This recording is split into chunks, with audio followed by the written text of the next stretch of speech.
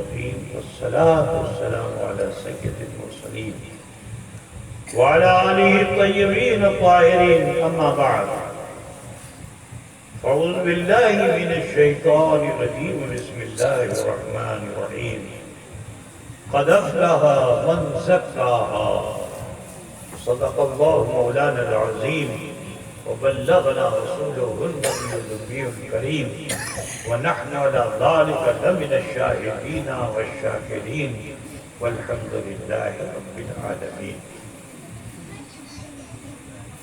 معزز علماء ملت اسلامیہ، شورائے اسلام،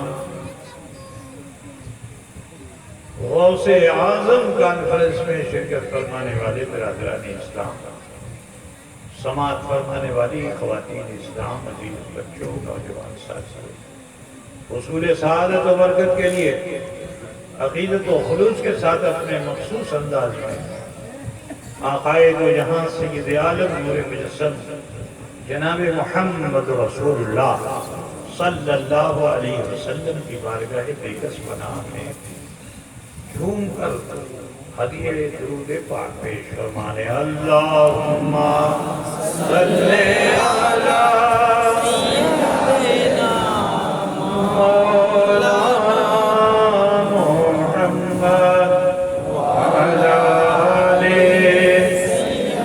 سیدنا مولانا محمد اللہم صلی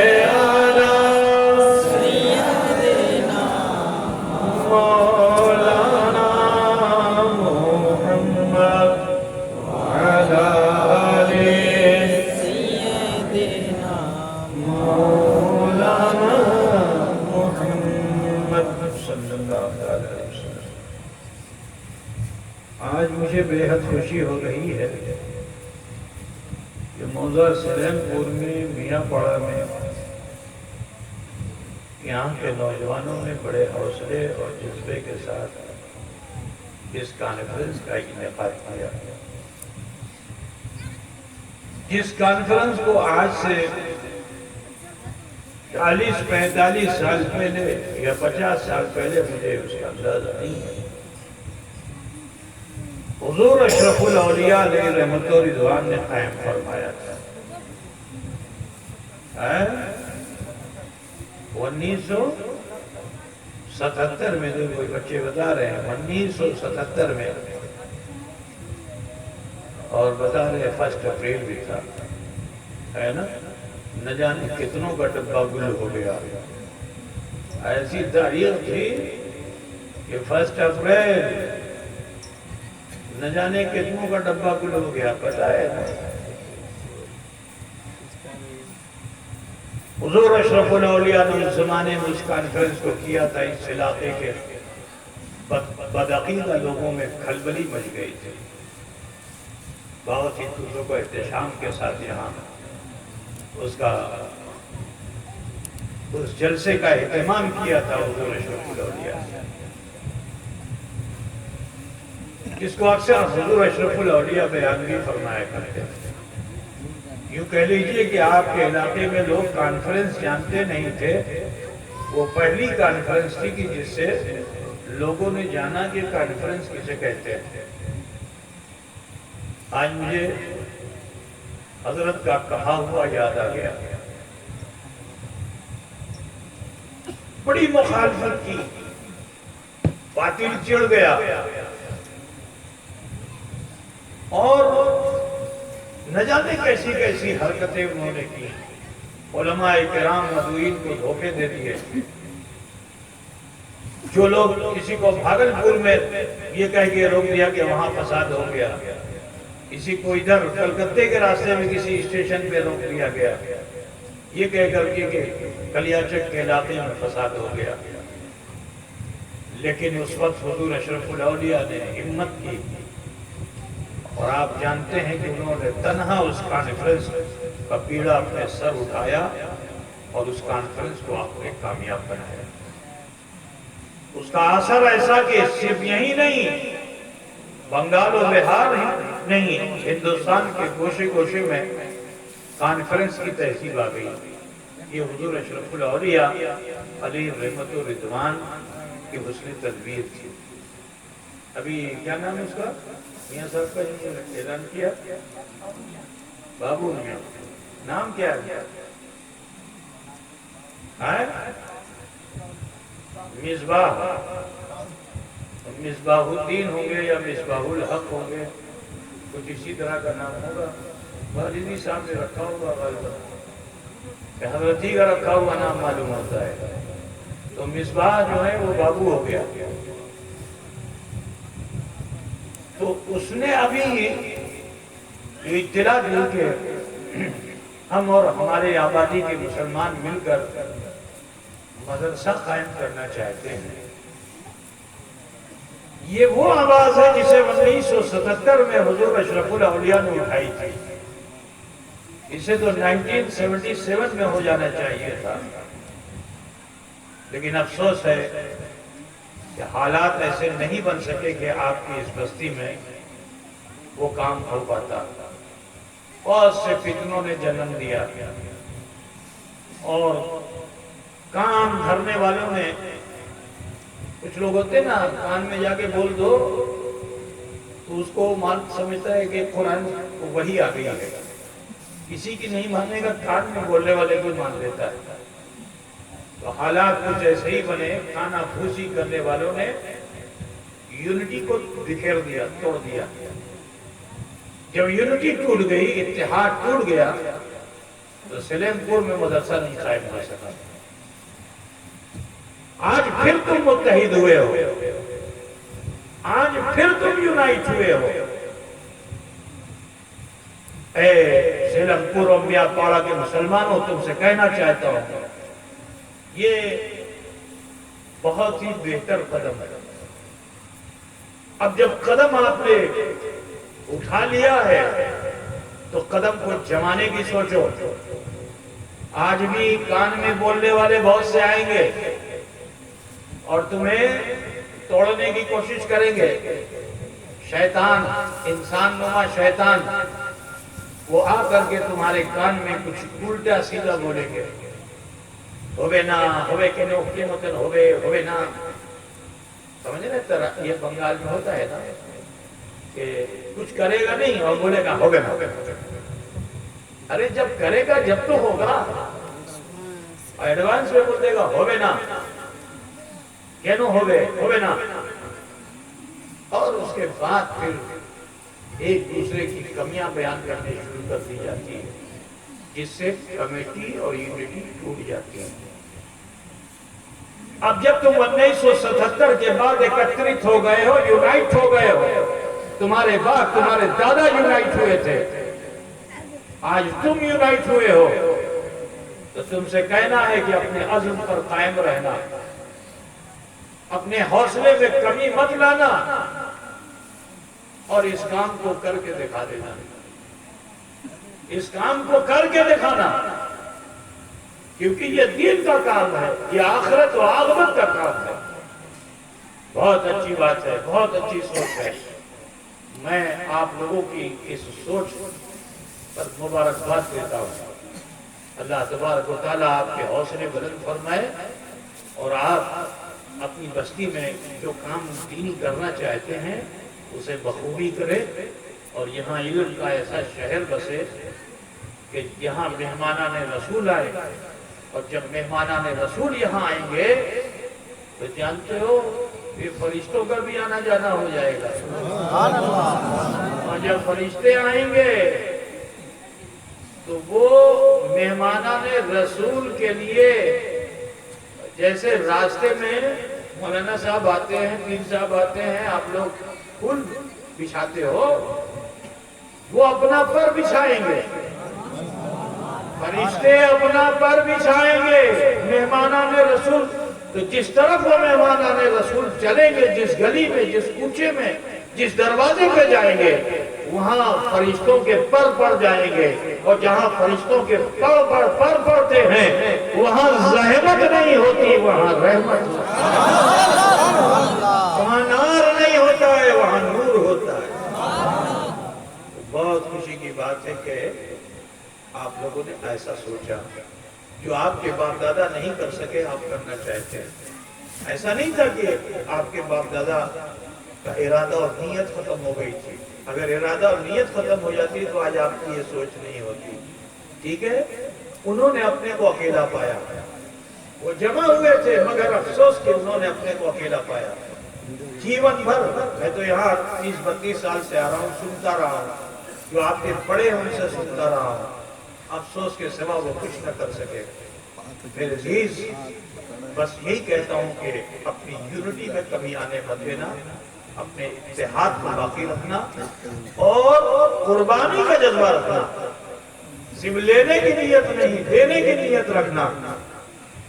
تو میں بڑے یقین کے ساتھ کہتا ہوں کہ آپ سے ہم کامیاب ہو جائیں. میں دعا کرتا ہوں کہ اللہ تعالیٰ آپ تمامی کے حوصلوں کو بلند فرمائے اور آپ کی اس آبادی میں ایک شاندار ادارہ قائم ہو جہاں قال اللہ و قال رسول کی صدائیں بلند ہو, قرآن کی تلاوت ہو, اور اس کا اثر جو لوگ زمین پر ہیں وہ بھی قبول کریں اور جو زمین میں ہیں وہ بھی قبول کریں انشاءاللہ. بولو بھائی, مدرسہ ہونا چاہیے. کتنے لوگ سمرتھن کرتے ہیں؟ ہاتھ جوڑے بولو نا. ماشاءاللہ ماشاءاللہ, بہت اچھی بات ہے. آس پاس کی بستی والوں سے بھی میں کہوں گا کہ دین کا یہ ادارہ جو قائم ہو رہا ہے تو آپ اس کا سہیوگ بھی کیجئے, سمرتھن بھی کیجئے. جہاں ضرورت ہو تو اپنے سارے کام کو چھوڑ کر کے دین کے اس کام میں لگ جائیے تاکہ مدرسہ انتی کرے, ترقی کرے. ٹھیک ہے, مجھے ایک ذمہ داری دی گئی ہے. میں بڑی دیر سے سوچ رہا تھا کہ میں نام کیا رکھتا, تو 2 نام میرے ذہن میں آیا ہے. اب اس میں سے جو آپ لوگوں کو پسند آئے وہ رکھ لیجیے گا. ایک نام ہے مدرسہ اشرفیہ غوث الورا. کیا؟ مدرسہ اشرفیہ غوث الورا. اور دوسرا نام ہے المدرسۃ المجتبی غوث الورا. کیا؟ المدرسۃ المجتبی غوث الورا. ٹھیک, یہ 2 نام بیٹھے بیٹھے ذہن میں آیا, اور اگر یہ آپ لوگوں کو اچھا لگے, پسند آئے تو نام رکھ لیجیے گا. ورنہ نام سے کچھ نہیں ہوتا ہے, کام سے ہوتا ہے.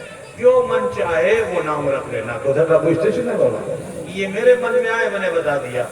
اور ایسا نہیں کہ یہ لازمی ہے کہ یہی آپ رکھو.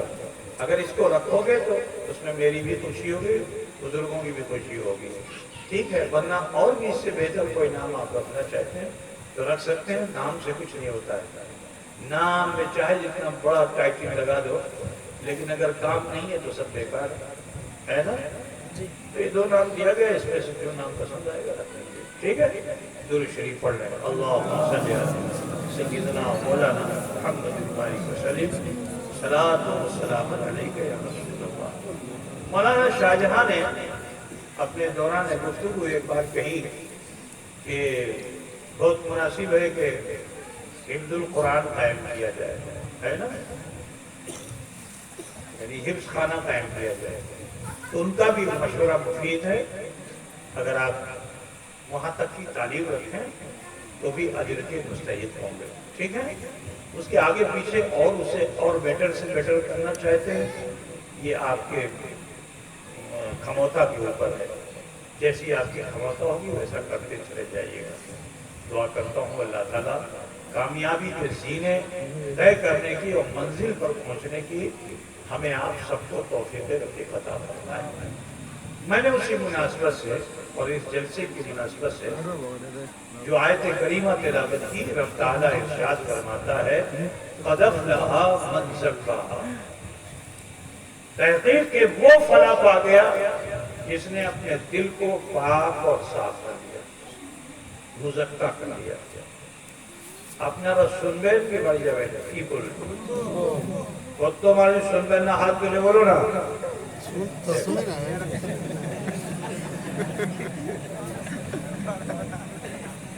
یہ مدن سننے تو کی ہو گئے, بنگلہ میں نہیں پوچھتا ہے تو ہماری اردو کیا پوچھے گا. جلدی جلدی ہاتھ نکال لیا. میں زیادہ لمبی بات نہیں کروں گا کیونکہ بہت وقت گزر چکا ہے نا. یہ غوث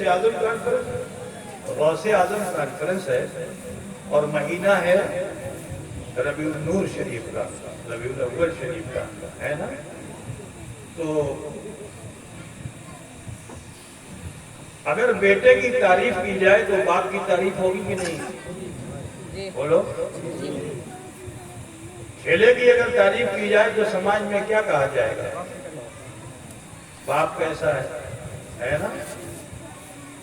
تو آج یہ عجب بات ہے کہ یہ مہینہ ربیع النور شریف کا ہے لیکن ذکر آل نبی کا ہو رہا ہے. نبی کے مہینے میں ذکر آل نبی ہے. اور سنو، حضور کی خوشی اسی میں ہے کہ جو میری آل سے محبت کرتا ہے میں اس سے محبت کرتا ہوں، جو میری آل کو چاہتا ہے میں اسے چاہتا ہوں، اور جو میری آل سے بغض رکھتا ہے اللہ اس سے عداوت رکھتا ہے. ادھر میں پوچھتے چھنا ہاں سب سنو. قد افلح من زکاہا، جس نے تزکیہ نفس کا کیا وہ کامیاب ہو گیا. یہ منہی کا سارا معاملہ ہے، اسی سے سب ہے. سنو،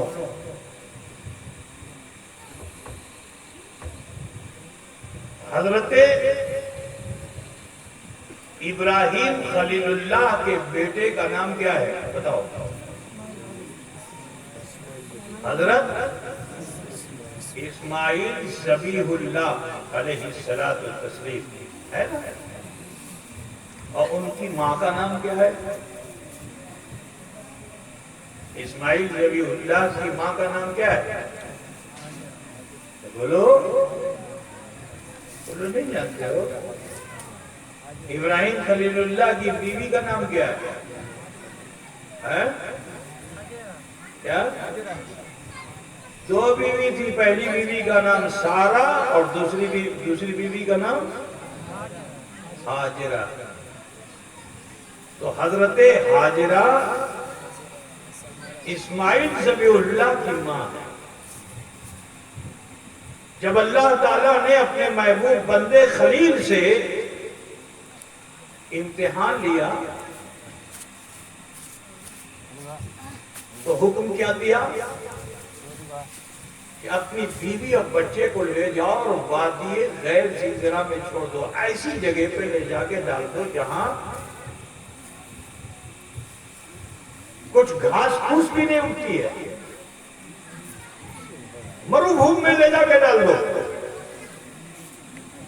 حضرت ابراہیم خلیل اللہ نے اللہ کے حکم کو مانا. بیوی سے پوچھا، بیوی بڑی صحیح تھی. آپ نے فرمایا یدی اللہ حکم اچھے تو آپ ہمیں شاکر پائیں گے. غرض کے ابراہیم خلیل اللہ لے کے چلے. بیٹے اسماعیل ذبیح اللہ چھوٹے سے تھے گود میں. کہاں ملک شام ہے اور کہاں حجاز مقدس میں مکہ مکرمہ ہے. ابراہیم خلیل اللہ ہیں، ساتھ میں حضرت ہاجرہ بھی ساتھ میں ہے، بیٹے اسماعیل بھی ہیں. اسماعیل ذبیح اللہ کو حضرت ہاجرہ کبھی گود میں لیتی ہیں کبھی پیٹھ پہ باندھتی ہیں. ماں کی مامتا کہ انہیں ایک پل کے لیے اسماعیل ذبیح اللہ کو چھوڑا نہیں، لے کے چلی. 1-2 کلومیٹر نہیں، یہاں سے مالدہ اتنا نہیں، یہاں سے کلکتہ اتنا بھی نہیں، جانتے ہو یہاں سے بمبئی اور تو دور بمبئی ہاں 1800-1900 کلومیٹر ہوگا نا، اس سے بھی زیادہ دور تھا. 2000 میل اس کا ڈیوڑا کرو تو کتنا ہوا؟ 2000 کو ڈیوڑا کرو تو کتنا ہوگا؟ 1 میل میں 1.5 کلومیٹر ہوتا ہے تو 2000 تو کتنا ہو گیا؟ 3000 کلومیٹر. ملک شام سے چلتے چلتے چلتے، کوئی سواری نہیں، پیدل چلتے۔ ذرا ماں کی ممتا دیکھو کہ اپنے بچے کو تھک جاتی تو پیٹھ پہ باندھ لیتی، بچہ بھوکا ہوتا تو گود میں لے لیتی، غدر کے اس طرح دے کر چلی، ایک لمحے کے لیے بھی چھوڑا نہیں۔ لیکن جب اس مقام پہ پہنچی جہاں مکہ مکرمہ ہے، تو جب مکہ مکرمہ پہ پہنچی، ابراہیم خلیل اللہ نے نگاہ نبوت سے دیکھا اور ارشاد فرمایا، اے میری بیوی، میں یہ دیکھ رہا ہوں کہ یہی وہ جگہ ہے جہاں تمہیں ٹھہرنے کا اللہ نے حکم دیا ہے۔ تو تمہیں اگر تھاکو ہمیں جاگو۔ ابراہیم خلیل اللہ گھریے گلے، گھریے بولتے ہیں نا، کیا بولتے ہیں؟ گھرے گلے، جو بھی ہم سمجھ لو۔ ابراہیم خلیل اللہ گھرے گلے شام، حضرت حاجرہ اسماعیل نبی اللہ ہے، چھوٹو بچہ، اتنے 3000 کلومیٹر کا سفر کیا، کبھی جدا نہیں کیا۔ سوامی ساتھ میں تھے، شوہر ساتھ میں تھے، لیکن اب تو شوہر جدا ہو گئے تو اب تو ماں کو اور زیادہ خیال کرنا چاہیے نا۔ اس راستے میں نہ جانے کتنے پہاڑ آئے، کتنی وادیاں آئیں، کبھی اونچا کبھی نیچا، کبھی ماں نے الگ نہیں کیا۔ لیکن ابراہیم خلیل اللہ بھی جب چلے گئے تو کچھ ہی دیر میں پیاس کی شدت ہوئی، حتیٰ کہ دودھ بھی جو ہے وہ حضرت حاجرہ کا سوکھ گیا۔ اسماعیل ذبیح اللہ کے ہونٹوں پہ عرب کی گرمی کی وجہ سے پپڑی پڑنے لگی۔ جب آدمی پیاسا ہوتا ہے تو اس پہ جو ہے یہ ہونٹ سوکھ جاتا ہے۔ بچے تھے، پپڑی پڑنے لگی، ماں بڑی بے چین ہوئی۔ تو ماں نے سوچا کہ چلو وہ چھوٹو پہاڑی ہے، وہاں پہ کھڑے ہو کے دیکھتے ہیں، کوئی قافلہ گزرے گا تو ان کو ڈاک کر کے پانی لے لیں گے۔ تو جس ماں نے شام سے لے کر مکے تک کبھی بیٹے کو جدا نہیں کیا تھا، اس ماں کو چاہیے تھا کہ پیٹھ پہ باندھ لیتی اور پہاڑی پہ جاتی، صفا پہ، بیٹے کو جدا نہیں کرتی۔ لیکن یہ تو اللہ کی ولیاں ہیں، انہیں معلوم ہے کہ آج مجھ سے کرامت ظاہر ہوگی اور میرے بیٹے سے معجزے کا ظہور ہوگا۔ ٹھیک ہے نا؟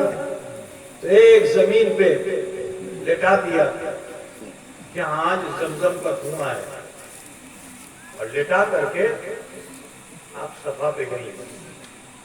صفا کی پہاڑی پہ بھی چڑھی، ادھر کی طرف دیکھنا چاہا، کچھ نظر نہیں آیا۔ خیال آیا بچے کا، تو ایک جگہ ایسی تھی کہ جہاں سے بچہ دکھتا نہیں تھا، تو جہاں سے بچہ دکھتا نہیں تھا وہاں ماں نے دوڑ لگانا شروع کر دیا۔ ٹھیک ہے نا؟ اس کو میلے نظرین کہتے ہیں۔ جو لوگ گئے پورا حج کرنے کے لیے معلوم ہے، صفا سے چلیے تو راستے میں ایک جگہ آتی ہے جہاں حضرت حاجرہ، جہاں سے بچہ دکھ نہیں رہا تھا، تو وہاں آپ نے دوڑ لگائی، اور پھر مروہ پہ گئی کہ دیکھیں ادھر کچھ پانی وانی مل جائے۔ وہاں گئی، وہاں بھی پانی نہیں ملا، پھر وہاں سے لوٹی، جہاں پہ بچہ دکھتا نہیں تھا وہاں دوڑ لگاتی، پھر صفا پہ جاتی، 7 چکر مارا۔ یہ 7 چکر مارا، جانتے ہو صفا مروہ پہ اللہ نے انہیں کیوں چلایا؟ اس کی ایک وجہ ہے، بڑی سی میں ہسٹری میں آپ کو بتانا چاہتا ہوں۔ کعبہ شریف میں ایک پتھر ہے جس کا نام حجر اسود ہے، آپ لوگ جانتے ہیں نا، حجر اسود ہے۔ جب حضرت نوح کے زمانے میں طوفان آیا تھا تو خانہ کعبہ پانی کے اثر سے گل گیا تھا، لیکن یہ جنتی پتھر ڈوبا بھی نہیں، گلا بھی نہیں، پانی کے ہچکولوں میں اوپر نیچے ہو رہا تھا۔ تو اسی کے پاس میں ایک پہاڑ ہے، اس کا نام ہے جبل ابی قبیس۔ معجزہ شق القمر جناب محمد رسول اللہ کا جو ہوا تھا، تو سرکار نے جب انگلی کا اشارہ کیا تھا تو وہ چاند دو ٹکڑے ہو کر آدھا ادھر ہوا تھا آدھا ادھر ہوا تھا، ادھر کے لوگوں نے آدھا دیکھا ادھر کے لوگوں نے آدھا دیکھا۔ اس پہاڑی کا نام جبل ابی قبیس ہے، ٹھیک ہے؟ وہ جبل ابی قبیس، اس نے دیکھا کہ میرا ہم جنس پتھر کہیں ایسا نہ ہو پانی کے ہچکلوں کے اثر سے یہاں سے دور ہو جائے۔ جیسے ہی وہ اوپر نیچے ہوا، اس پہاڑ نے اپنا منہ کھول دیا۔ اب جو منہ کھولا تو سیدھا پتھر اندر گیا۔ اب جو اندر گیا تو اس نے منہ بند کر لیا۔ اب جو پہاڑ کا منہ بند ہوا تو حجر اسود جبل ابی قبیس کے سینے میں آ گیا۔ اب جو جبل ابی قبیس کے سینے میں وہ پتھر آ گیا تو صدیاں گزر گئی۔ جانتے ہو کتنا؟ صدیاں گزر گئی، 3500 سال۔ کتنا؟ 3500 سال تک وہ پتھر اسی پہاڑ میں رہا۔ اس کے دامن میں وہ طوفان نوح نے جبل ابی قبیس سے کہا کہ پتھر دے دے ورنہ تیری ہستی کو مٹا دوں گا۔ تو عاشق پہاڑ نے یہی کہا تھا مرنا منظور ہے، لیکن جو دل میں آ گیا ہے اسے نکالنا منظور نہیں ہے۔ تو 3500 سال تک سینے میں رکھے رہا۔ اسی کے دامن میں یہ دو چھوٹی چھوٹی پہاڑی جس کا نام صفا اور مروہ ہے۔ طوفان نوح اسے بھی دھکیل رہا تھا تو اس نے دامن جبل ابی قبیس کو تھام رکھا تھا۔ تو یہ چھوٹی چھوٹی پہاڑیاں بھی بول رہی تھی ہے طوفان نوح تو چاہے جتنا ہم پہ ظلم کر لے، لیکن ہم نے تو دامن تھام لیا ہے، نسبت حاصل کر لی ہے، ہم مرنا منظور کرتے ہیں، لیکن یہ نسبت ہم سے الگ ہو جائے یہ ہم منظور نہیں کرتے۔ تو یہ دو چھوٹی چھوٹی پہاڑیوں کا یہ حوصلہ ایسا تھا، یہ حوصلہ ایسا تھا، جذبہ ایسا تھا کہ اللہ نے ان پہاڑیوں کو قبول کیا۔ اللہ جمیل ہے، جمال کو پسند کرتا ہے۔ کشمیر کی وادیوں کو فرما دیتا، ٹھیک ہے نا، کہ یہ میری نشانی ہے۔ کیٹو کو، ہمالیہ پہاڑ کو کہہ دیتا یہ میری نشانی ہے، لیکن اللہ نے نہ کیٹو کو ہمالیہ پہاڑ کو کہا، نہ کشمیر کی وادی کو کہا، نہ کوہ طور کو کہا۔ اللہ نے ان دو چھوٹی پہاڑیوں کو اپنی نشانی کیوں بنایا؟ اس لیے کیونکہ انہوں نے نسبت کا احترام کیا۔ تو جب نسبت کا احترام کیا تو اللہ نے انہیں ذلیل نہیں رہنے دیا، کہا سن اے پہاڑیاں تو نے نسبت کا احترام کیا ہے تو لہذا اب تجھے ہم محترم کریں گے۔ اپنی مقدس بندی کو بھیج کر جب وہ تجھ پر اپنا قدم رکھ دے گی تو تو اتنا محترم ہو جائے گا کہ صبح قیامت تک امت محمدی بھی اس پر دوڑ جائے گی۔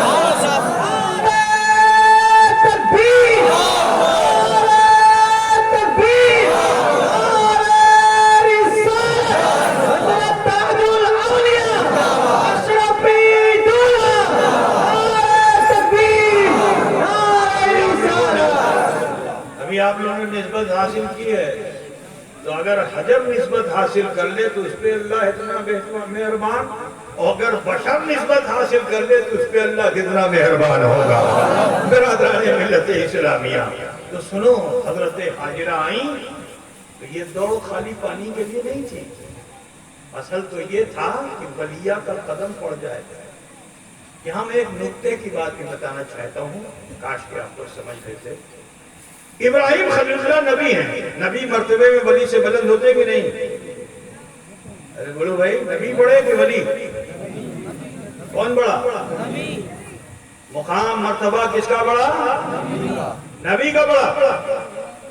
تو نبی وہاں تک پہنچے تو اللہ تبارک و تعالیٰ کو چاہیے تھا کہ ابراہیم کو دوڑا دیتے تاکہ ان کے قدم کا نشان اس پہ پڑتا اور وہ اللہ کی نشانی بن جاتا پہاڑ، ٹھیک ہے نا؟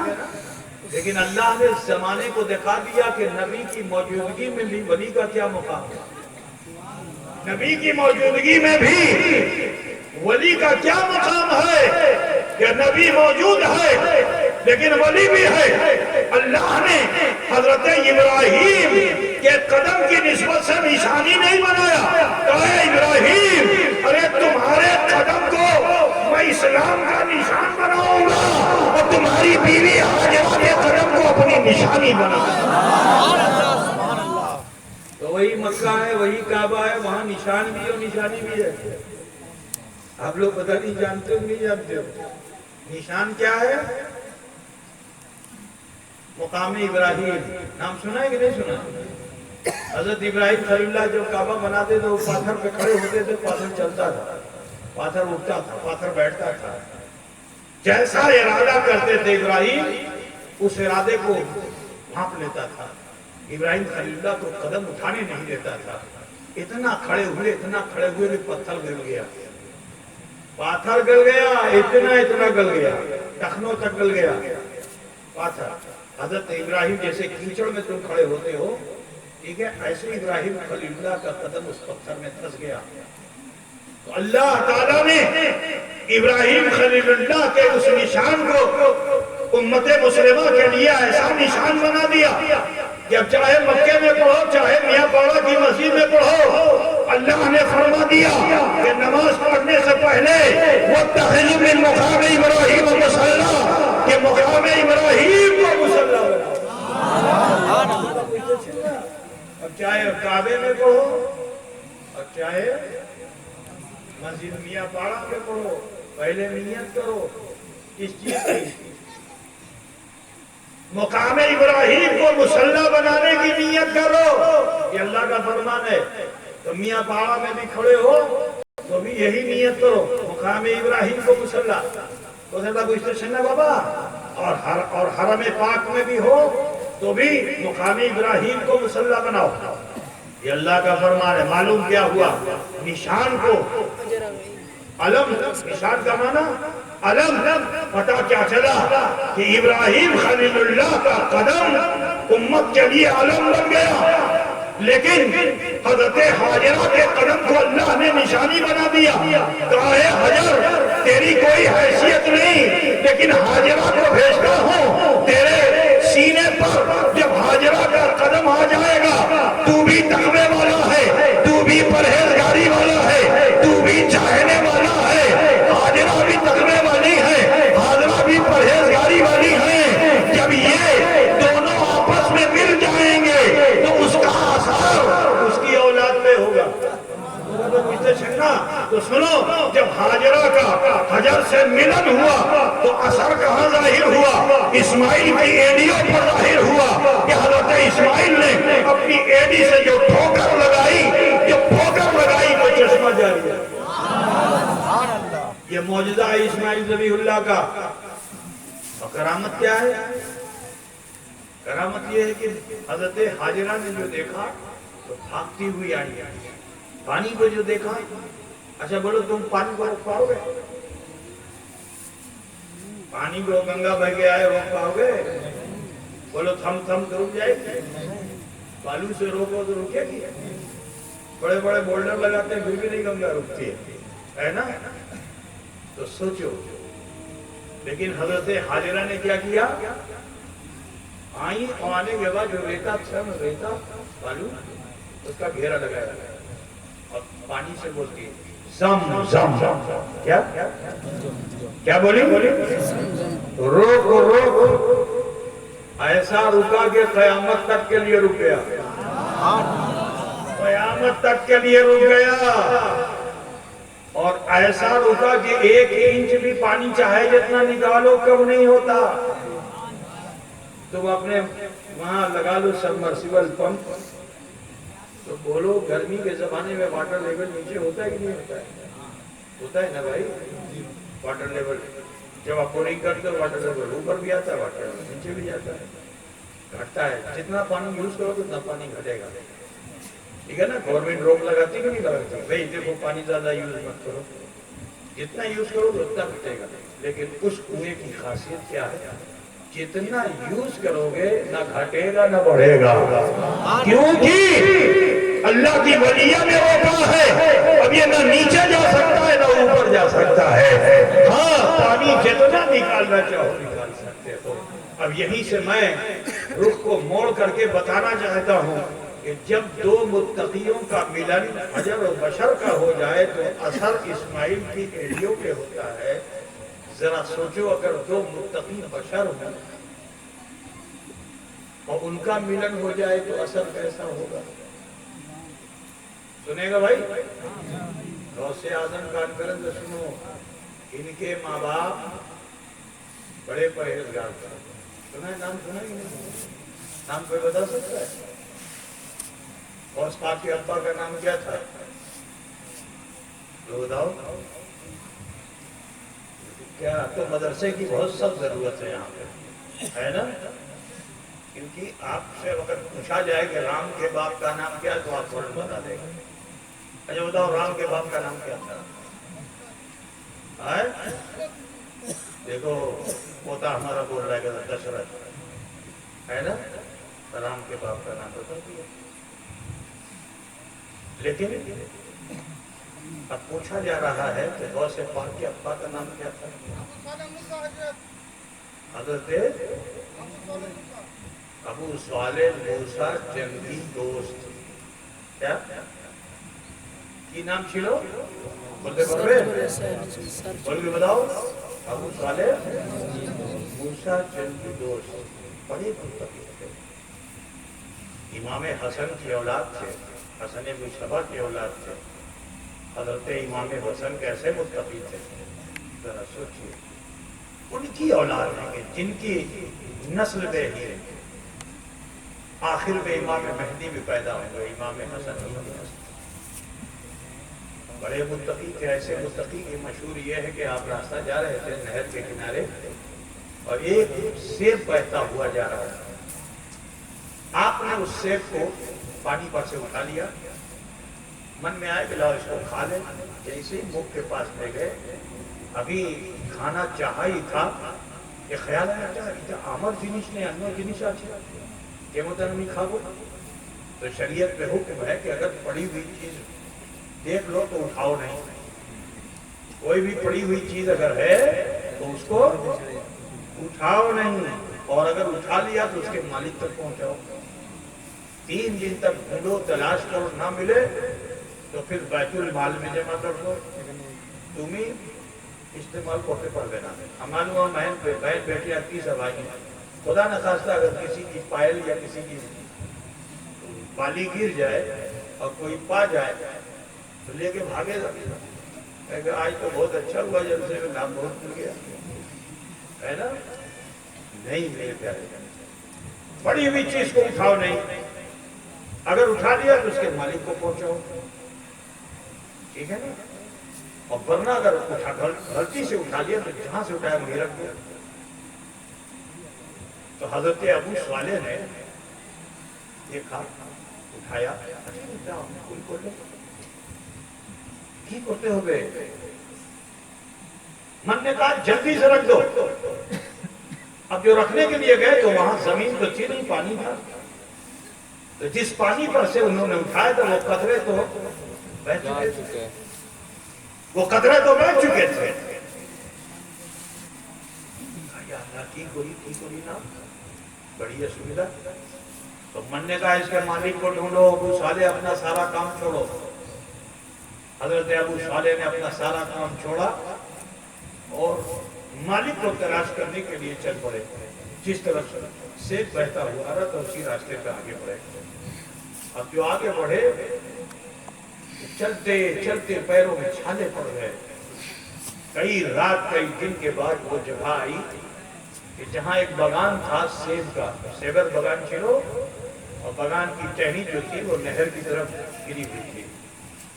سنو بھائی، سنیں گے کہ بند کر دیں؟ اگر آپ لوگ من نہیں چاہتا تو بند کر دیں گے، سمجھ زیادہ ہوگا. ادھر گری ہوئی تھی. دیکھا، چین کیا کہ ہاں یہی ہے بغان. دروازے پہ گئے، دستک دی. اب جو دستک دی تو اندر سے ایک بوڑھا مانوس لاٹھی دیکھتا ہوا آیا. دروازہ کھولا، آپ نے سلام کیا. کہا اپنی بغانر مالک آچھے؟ ہاں. کہا حضور ابھی بیشی بیشی بھول کر لگو. کی بھول کر لگو؟ کہا ایدہ سے پلا جگہ پہ امی پہلم الپو امی کھیلم ایدہ امی بھول کر لگو. حضور عمر خواتی معاف کری دے. وہ جہاں دیدہ ہی نہیں تو جہاں دیدہ تھے. دیکھا، اندر آؤ. اب جو اندر آئے تو جا کے بغان میں ایک چوکا بنا ہوا تھا، وہاں بیٹھے کچھ دیر تک کچھ بولے نہیں. آپ نے کہا حضور ہمار پوتی معاف کری دے. کہا ایسے کیسے معاف کرتے ہیں؟ کہا حضور کی کرتے ہو گئے؟ کہا دیکھو ہمارا مالی جو ہے یہ جو بغان کو دیکھتا ہے اس کو کیا بولتے ہیں آپ کو؟ بغان کی دیکھ ریکھ کرے، پانی ڈالے، کھانا بنائے، اس کو کیا بولتے ہیں؟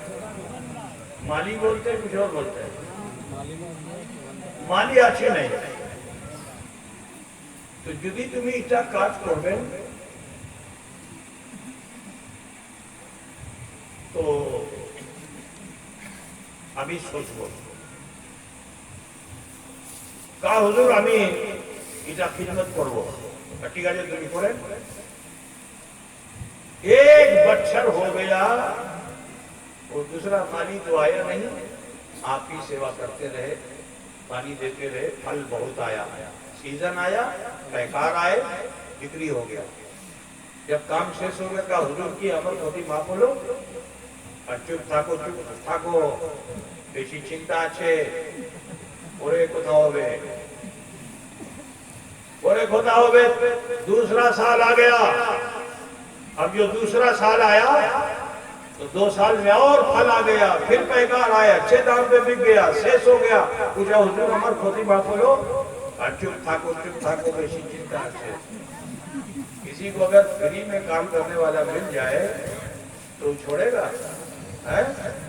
2 سال میں گزر گیا، اب تیسرا سال آیا تو اور پھل آیا، پیکار آئے، بکری ہوا. جب کاج شیش ہو گیا تو کہا حضور کی امر پتی معاف بولو نہ کی.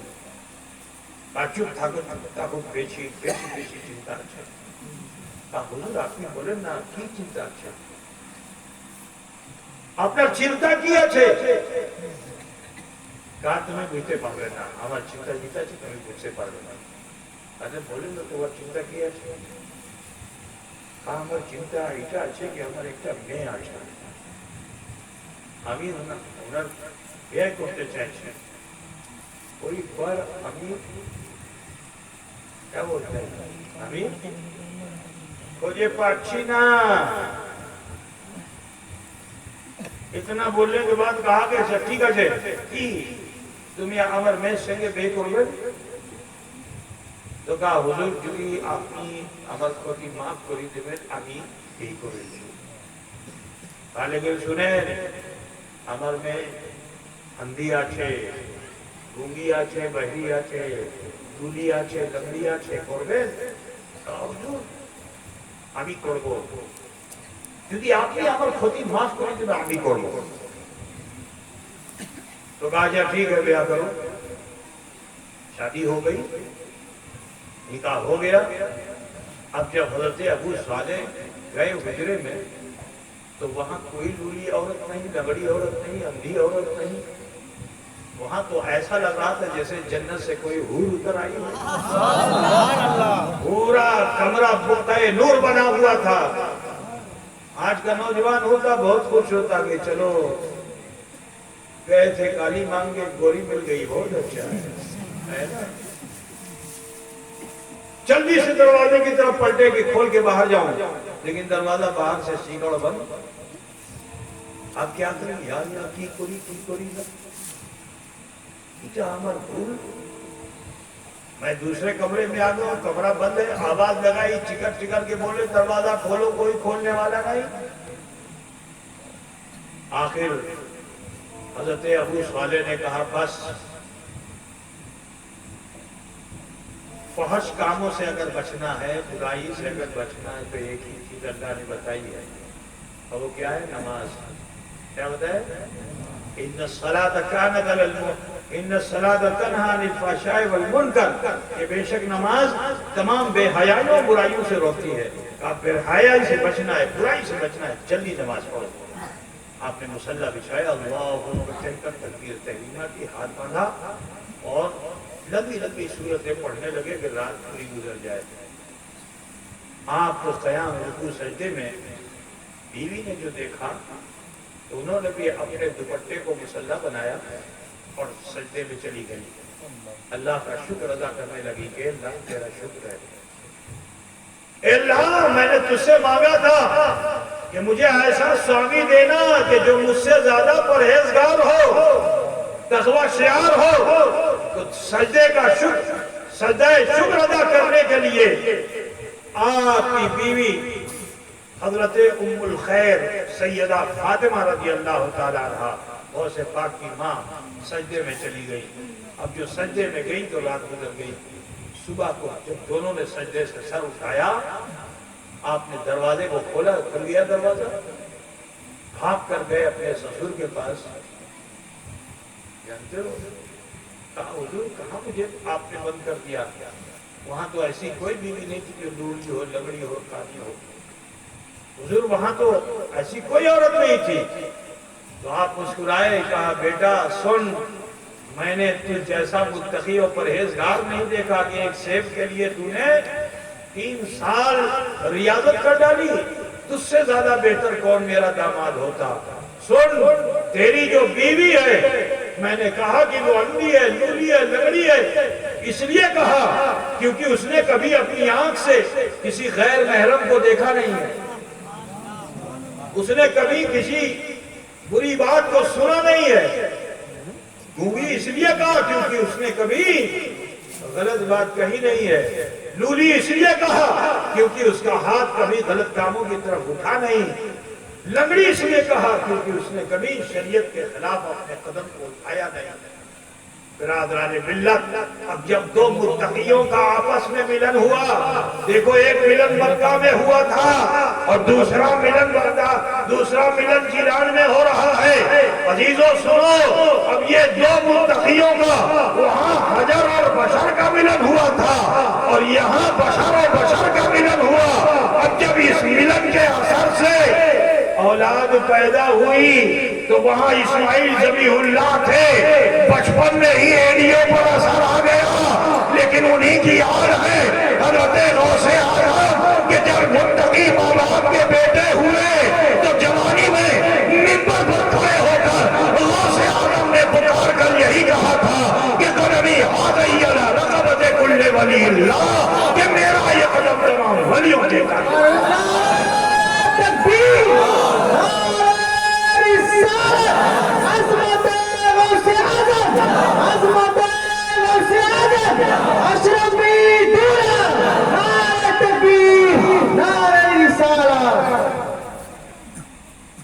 وہ غوث اعظم کہ جب ماں کے پیٹ میں آئے متقیوں کے اثر سے، تو جانتے ہو 1-2 پارہ نہیں، پیدا جب ہوئے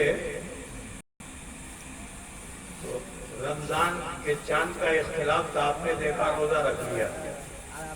اب جب آپ کی بسم اللہ خوانی کرائی گئی تو پہلے استاد ہی کو ٹوک دیا، کیونکہ استاد نے کہا بسم اللہ الرحمن الرحیم، آپ نے فرمایا اعوذ باللہ من الشیطان الرجیم، اور اس کے بعد جو پڑھنا شروع کیا تو سبحان الذی اسریٰ تک پڑھ ڈالا۔ 15 پارے کے حافظ پیدا ہوئے تھے۔ بولا تھا بچے چلنا جی، وہ غوث اعظم جن کی تربیت ماں نے کی تھی، وہ غوث اعظم کی جن کی تربیت نانا نے کی تھی، ایسے نانا کہ جو وقت کے متبحر ولی کامل اور درویش تھے، جن کا نام حضرت عبداللہ سومئی ہے۔ عزیزو، جوان جب ہوئے علم دین کے حصول کے لیے، دیکھو علم دین کی اہمیت کیسی ہے۔ تم آج یہاں سیلم پور میں میاں پاڑا میں مدرسہ کھولنا چاہتے ہو نا، میرے غوث تعلیم حاصل کرنے کے لیے ایران سے، ایران ایران میں ہے، اور بغداد کہاں ہے؟ عرب میں ہے، عراق میں۔ عراق جو ہے عرب کا خطہ ہے۔ تعلیم حاصل کرنے کے لیے جو نکلے تو ماں نے ایک ہی تعلیم دی تھی، بیٹا دیکھو جھوٹ مت بولنا۔ کیا بولے تھے؟ بولو جوان ہو گئے تھے، ارے جنہوں نے بچپن میں جھوٹ نہیں بولا تو جوانی میں کیسے جھوٹ بولیں گے؟ لیکن ماں نے کیا کہا کہ بیٹا جھوٹ مت بولنا۔ کیوں؟ کیونکہ ماں کی سائے عاطفت سے دور ہو رہے ہیں، ماں کی تربیت سے دور ہو رہے ہیں۔ ٹھیک ہے نا؟ نہ جانے راستے میں کیسے لوگ ملے. تو سب سے بری چیز ہے جھوٹ، جو آج ہمارے سماج میں بہت زیادہ ہے. ہم اپنے کو کہتے ہیں غوث پاک کے دیوانے ہیں، اور جھوٹ بہت بولتے ہیں. صبح سے شام تک 365 جھوٹ بول ڈالتے ہیں. بغیر جھوٹ کے کام ہی نہیں چلے گا. دکاندار بھی جھوٹ بولتا ہے، بیڑی والا بھی جھوٹ بولتا ہے نا؟ سب جھوٹ بولتے ہیں. بولو بیڑی والے جھوٹ بولتے ہیں کہ نہیں بولتے ہیں؟ ہاں سب بولتے ہیں، جتنے بھی ہیں سب بولتے ہیں. بغان والا بھی جھوٹ بولتا ہے. تو بغیر جھوٹ بولے اس کا کاروبار چلتا نہیں ہے. کہتے ہو ہم غوث اعظم کے دیوانے ہیں. اے مسلمان، وہ سچ کی طرف آؤ. وہ غوث اعظم ہیں کہ جن کی ماں نے تربیت دی، بیٹا جھوٹ مت بولنا. ایک تعلیم کے اثر سے جانتے ہو، ابھی تو آپ طالب علم تھے، راستے میں ڈاکوؤں نے گھیرا، سارے مسافروں کا مال لوٹ لیا. ان کے پاس جو ڈاکو آتا پوچھتا کچھو اچھے، کہتے 40 اشرفی ہے. تو ارے بولنا بھائی، 40 مغلا 40 ہے. ڈھونڈتے ملتی نہیں. جب سب کا مال جمع ہو گیا، سردار نے پوچھا کوئی بچا تو نہیں؟ تو ڈاکوؤں نے کہا ہاں سردار، ایک نوجوان ہے جس سے ہم بار بار پوچھتے ہیں، وہی کہتا ہے ہمارے پاس 40 اشرفی ہے. اس کے سارے سامان میں ڈھونڈتے مگر ملتی نہیں ہے. سردار نے بلایا، پوچھا ہے اشرفی؟ کہاں ہے 40 اشرفی کا؟ کہاں ہے؟ آپ صدری آپ نے اتاری. صدری میں ماں نے سر رکھا تھا الگ الگ. اشرفی کو آپ نے ایسے کھینچا، ایسے ہی کھینچا، 40 اشرفی زمین پہ گری. لیکن اس اشرفیوں کے گرنے کی جھنکار کا اثر یہ تھا کہ وہ ڈاکو اتنے حیبت زدہ ہوئے، اتنے حیبت زدہ ہوئے کہ وہ سب کے سب قدم غوث اعظم پہ گرے اور سب کے سب مرید ہو گئے. جو مرید ہو گئے تو غوث پاک نے فرمایا اٹھ، اب تجھے میں ڈاکو نہیں رہنے دوں گا، تجھے ابدال بنا دوں گا. وہ غوث اعظم ہے کہ جو راستہ چلتے لوگوں کو ابدال بنا دے. یہ ابدال کا مرتبہ بہت ہوتا ہے. تو سنا 40 لوگوں کو آپ نے ابدال بنا دیا راستہ چلتے. وہ غوث پاک جو پہنچے بغداد، تو وہاں بڑا شہرہ، آل نبی آ رہے ہیں، اولاد علی آ رہے ہیں.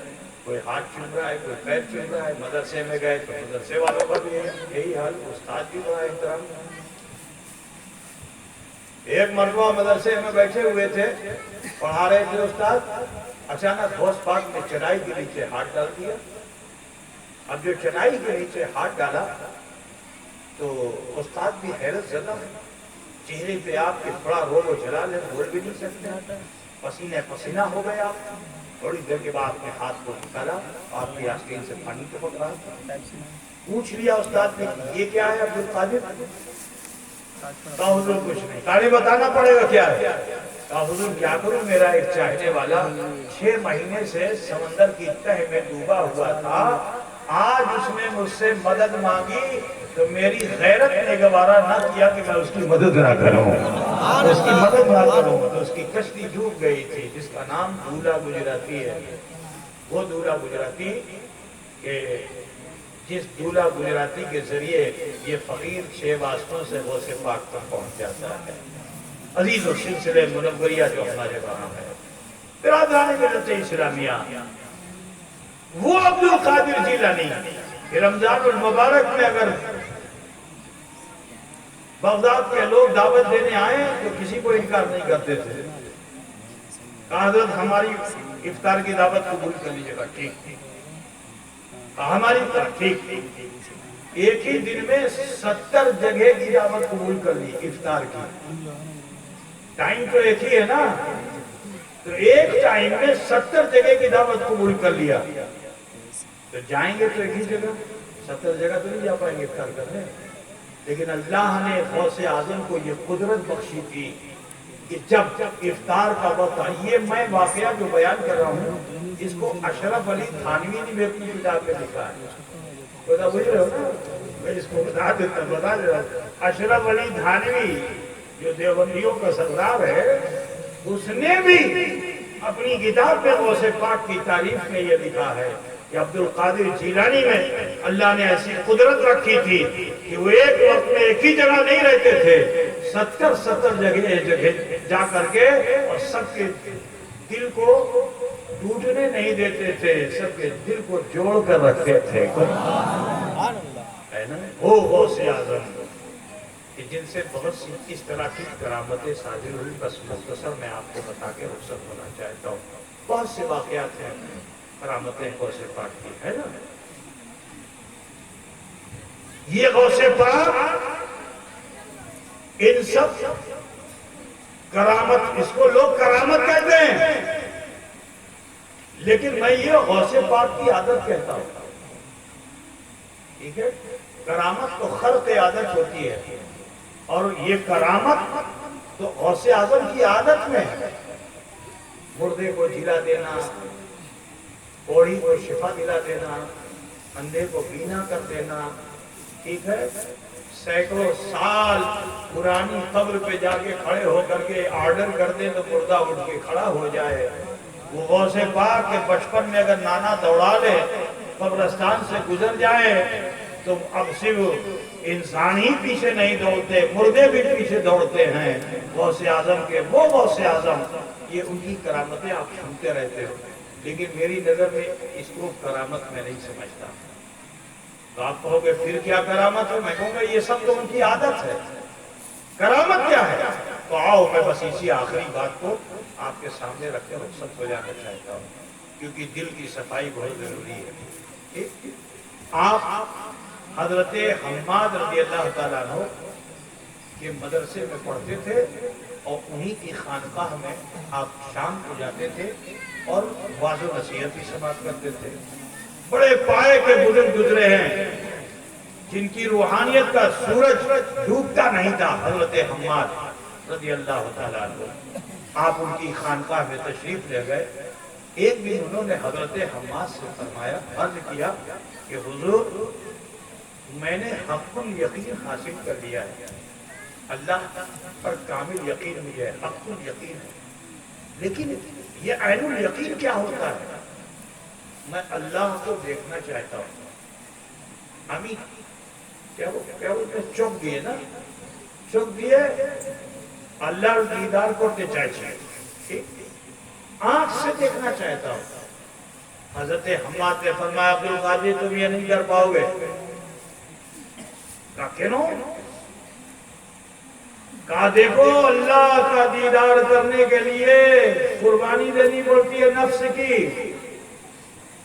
اب تمہارا حال یہ ہے کہ ایک ایک سمے میں 70 جگہ جاتے ہو، دعوت کھاتے ہو، تمہیں کیا کرتے پاروے نا 40 دن تھکنا ہوگا، جو میں بتاؤں گا وہ پڑھنا ہوگا، نماز روزے ذکر اذکار کرنا پڑے گا، ٹھیک ہے۔ اور کھاوا داوا میں بیشی کھاوا دا بنائیں، 50 گرام ایک چھٹان کس کو کہتے ہیں، 50 گرام یہ جو کا پانی ملے گا۔ کیا ملے گا؟ جو سمجھتے ہو نہیں، ایک گم ہوتا ہے، ایک جو کا پانی ملے گا، اسی 50 گرام سے تمہیں افطار بھی کرنا اور سحری بھی کرنا ہے۔ اب بولو 50 کو آدھا کرو تو کتنا ہوا؟ 25 گرام۔ 25 گرام میں تو حلق بھی نہیں کر ہوگی، ہے نا۔ کہا اسی سے افطار بھی کرنا، اسی سے سحری بھی کرنا۔ ٹھیک ہے کیا میں کرو؟ پنڈوا شریف گئے، انہوں نے چلہ خانہ دیکھا ہے پنڈوا شریف کا؟ خود تو چھوٹو آچ ہے، آدمی لیٹے تو لیٹ نہیں سکتا، کھڑا ہو تو کھڑا نہیں ہو سکتا ہے، ٹھیک۔ حضرت حماد کی خانقاہ میں ایسی چھوٹی چھوٹی کوٹریاں تھیں، جس میں کوئی دیکھا ہو اس میں کوئی جنگلہ نہیں ہے، کمرے میں کوئی جنگلہ نہیں ہے، ٹھیک ہے۔ دروازہ بند کر لو تو سورج کی آلو بھی اندر نہیں جا سکتی ہے۔ 40 دن تک اسی میں آپ رہے، ذکر فکر کرتے رہے، ٹھیک۔ 30 دن تک تو کچھ نہیں، آخری 10 دن میں کبھی جھل کبھی جھلمن، اور پھر 40 دن سیس ہو گیا۔ لوٹ کے آئے، کہا حضور کرلم لیکن کچھ پہلم نہ۔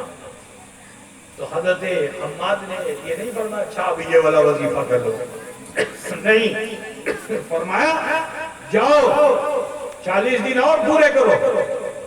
حضرت غوث پاک پھر گئے 40 دن اور پورا کیا، لیکن وہی آخر کے 10 دن میں کبھی جھلمل کبھی جھلمل دیدار ہوا، لوٹ کے آ گئے پہلے میں آپ نے فرمایا پھر کرو۔ کتنا دن ہو گیا؟ کیا کیا؟ 12 120 دن ہوا نا۔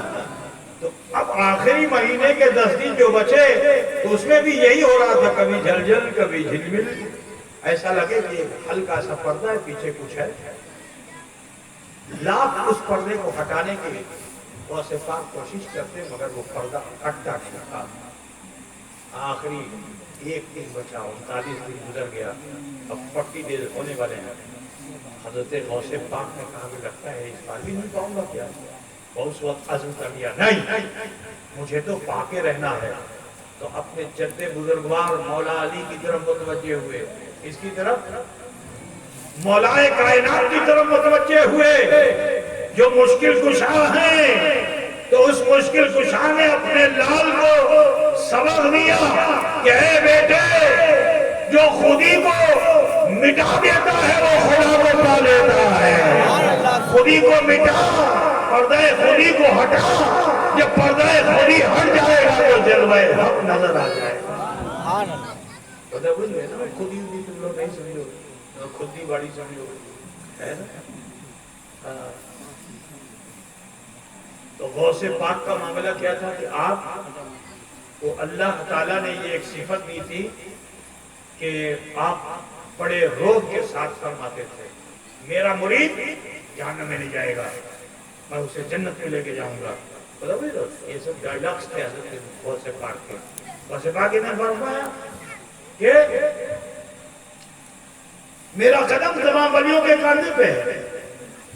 اچھا بولو اس میں تکبر پایا جاتا ہے کہ نہیں؟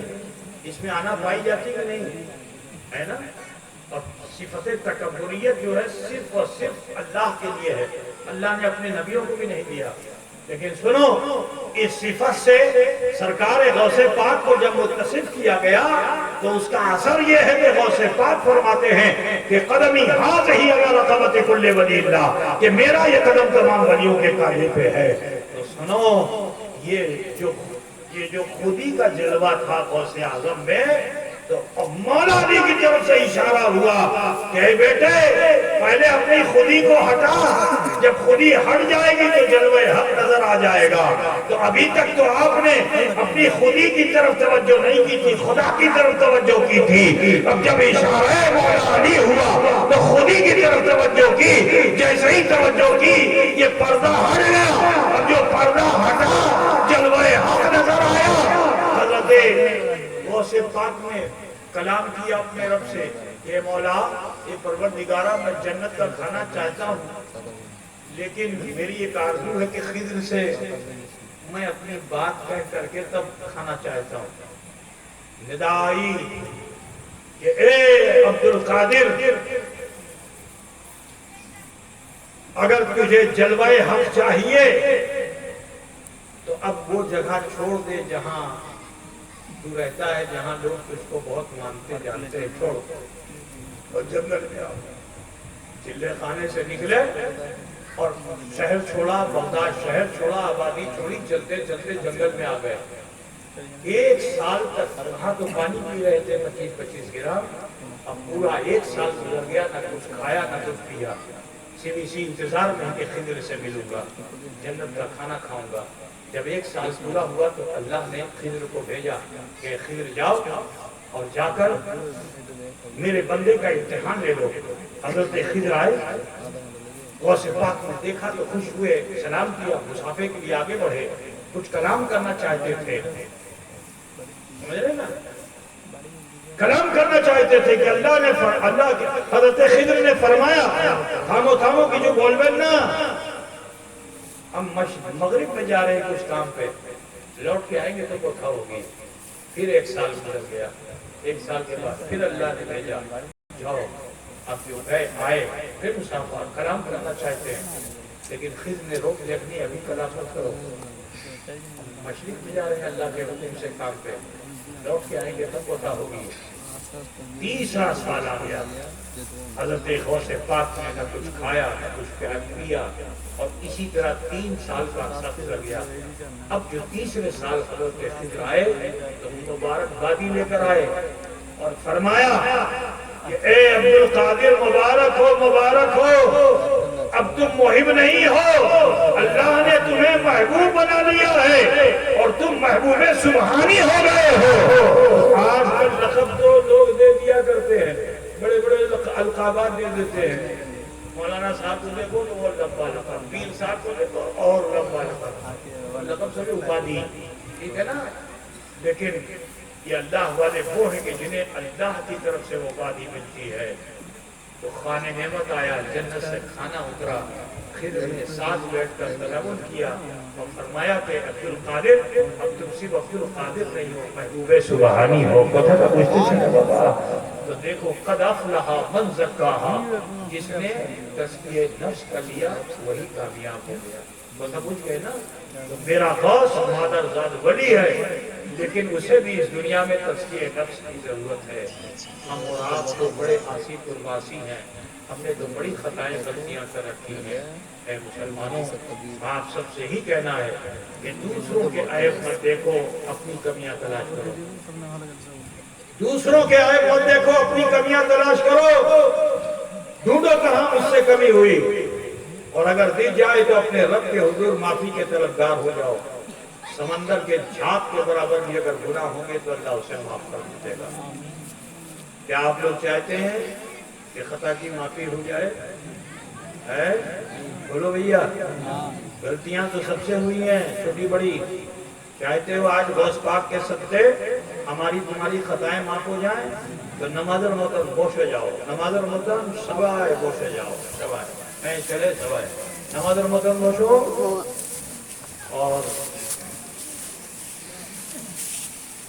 تھوڑی دیر کے لیے اپنے ہاتھ کو نابھی پہ آپ باندھ لیجیے، ماں بہنیں بیٹیاں سینے پہ ہاتھ رکھ لیں جیسے نماز میں رکھتے ہو، اور آنکھ بند کر لیجیے، مراقبہ کیجیے، یہ سوچیے کہ اللہ میری رگے جان سے بھی زیادہ قریب ہے، اور محاسبہ کیجیے اپنی ذات کا، امی کی کرلم کی امی کچھ بھول کرلم کی کرلم نا، بچپن مدے جوانی مدے بڑھپا مدے ایک کوئی কিছু ভুল করলাম কি করলাম না, যদি কিছু ভুল ত্রুটি সেটা আল্লাহর কাছে পেশ করে দেন। আল্লাহ গফুর আছে, আল্লাহ রহিম আছে, আমার তোমার সবাইকে গুনাহ আল্লাহ মাফ করে দেবে ইনশাআল্লাহ।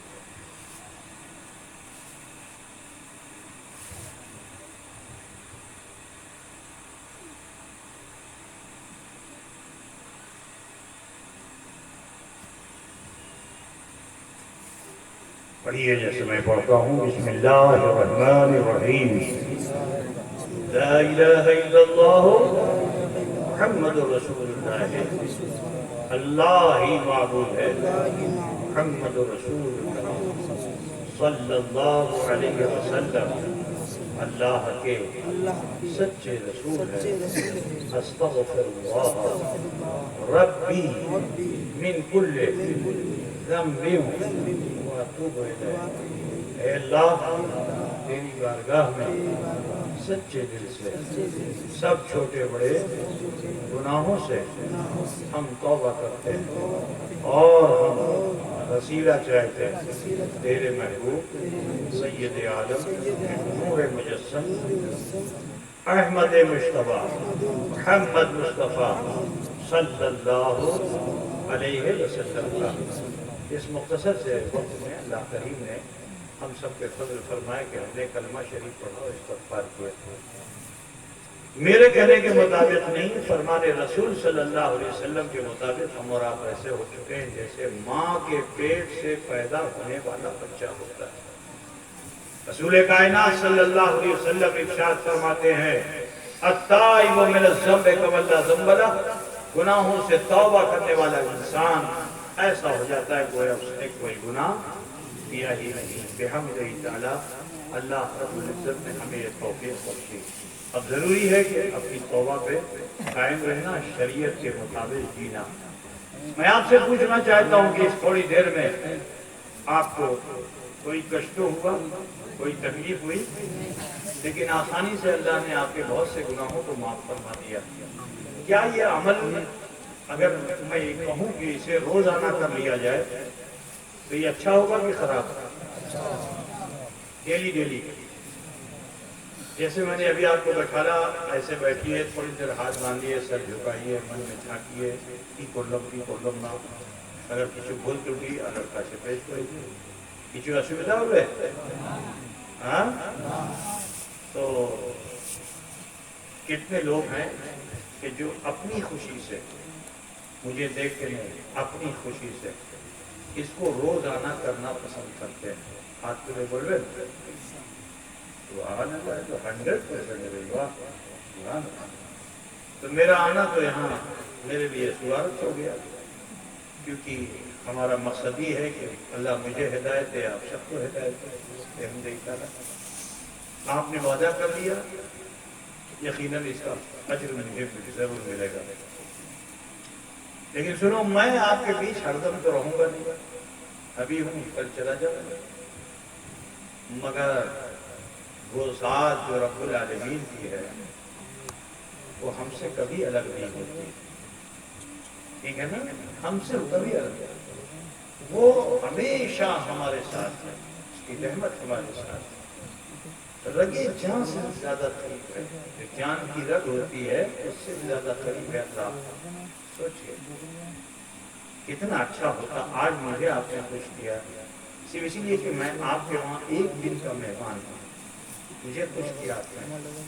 کاش کہ آپ اپنے اس رب کو جو رب العالمین اپنے کرم و فضل سے آپ کے وہاں مہمان ہے، لگے جہاں سے زیادہ قریب ہے، اگر آپ اس کو خوش کر لیں تو کتنا اچھا ہوگا، ہے نا؟ تو 24 گھنٹے میں سے 2 منٹ 5 منٹ سبھی لوگ نکالیے۔